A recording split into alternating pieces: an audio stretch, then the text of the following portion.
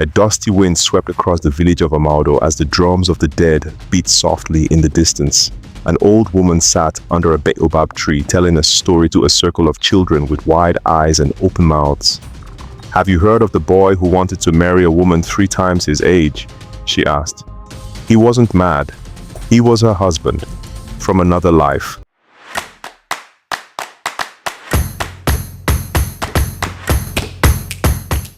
In the once glorious village of Amaudo, a hunter-warrior named Ogene was famed across 5 kingdoms. He wrestled lions in the Koba forest, fought in the War of the Red Hills, and sang praises to the gods during harvest. But what made him truly special was his union with Adanma, a revered spiritual maiden from the lineage of the river goddess Ezeribe. Together they were unbreakable until Ogene died suddenly during the show festival of Iriji New Yam. His death was unnatural. One moment he danced before the gods, the next he clutched his chest, eyes wide, and dropped dead beside the sacred fire.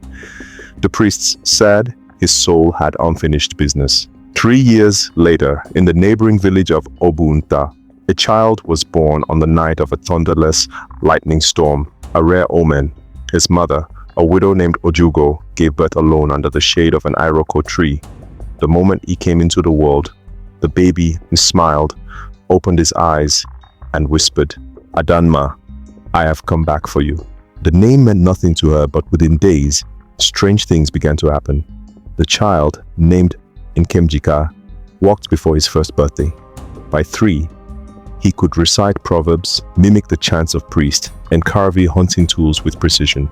One day, during a visit to Amaudo market, Nkemjika saw Adanma, still veiled in her priestess robes, living in quiet mourning. He ran to her, fell at her feet, and spoke with the voice of her dead husband. "Udala, you said you'd wait for me." Adanma screamed. The earth shook, and the village was never the same again. The council of elders had called an emergency gathering. The boy was brought before the chief priestess of Ezeribe. Bones were cast, oracles consulted. The verdict? He is the spirit of Ogene, reborn in a child's body. His purpose is not yet fulfilled. But the question tore the village apart. Can a child marry a woman who once loved his past self? Can reincarnated love override tradition? The village split into factions. The spiritualists, who believe the soul is eternal and love beyond the flesh must be honored.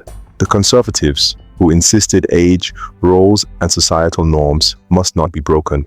Adanma, once a symbol of sacred order, was now a subject of ridicule and suspicion. Women whispered, men avoided her gaze. To resolve the conflict, the high priestess invoked the 4 trials of the ancestral bond. If Nkemjika, Ogene's soul, passed, the union would be allowed by the gods, but not by law. Trial of the first memory. Nkemjika must identify the sacred marriage bead hidden among dozens. He picked it instantly, kissed it, and whispered, "This touched the skin the night of our union." Trial of the hunter's path. He was blindfolded and sent into the sacred forest. He returned with a freshly killed bush rat and a cut. On the same place, Ogene had a scar. The elders were silent. Trial of the forgotten song. Adanma was made to sing a lullaby only Ogene knew, half in code. Nkemjika finished the last line without error. "When the moon rises, I will always find you, Udala." Trial of the soul's fire.